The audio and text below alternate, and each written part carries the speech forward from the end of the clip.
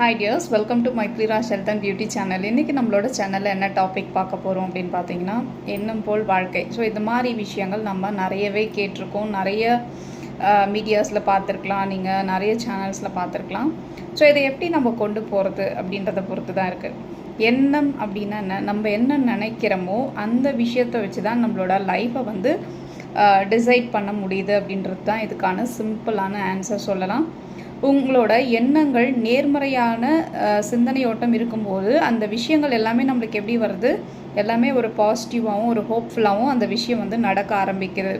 இதே ஒரு விஷயத்த வந்து நம்ம எதிர்மறையாக நினைக்கும் போது அந்த விஷயங்கள் நம்மளுக்கு தள்ளி போகலாம், இல்லை நடக்காமையும் போகலாம்.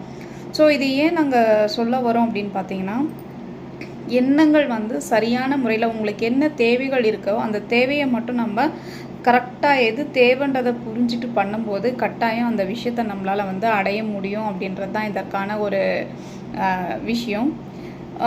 மற்றவங்களோட தாட்ஸும் நம்மளுக்கு ஒர்க் ஆகுமா அப்படின்னு நிறைய டவுட்ஸ் இருக்கும். ஸோ இது வந்து எப்படி ஒர்க் ஆகும்னு பார்த்திங்கன்னா, நம்ம கூட இருக்கவங்க ரொம்ப அந்யுன்யமாக இருக்காங்க. இப்போ எக்ஸாம்பிள் ஒரு ஹஸ்பண்ட் ஒய்ஃப் இருக்காங்க, இந்த மாதிரி ஒரு ஃபேமிலியில் இருக்காங்கன்னா இவங்க ஒன்று நினைப்பாங்க, அவர் ஹஸ்பண்ட் ஒன்று நினைப்பாங்க.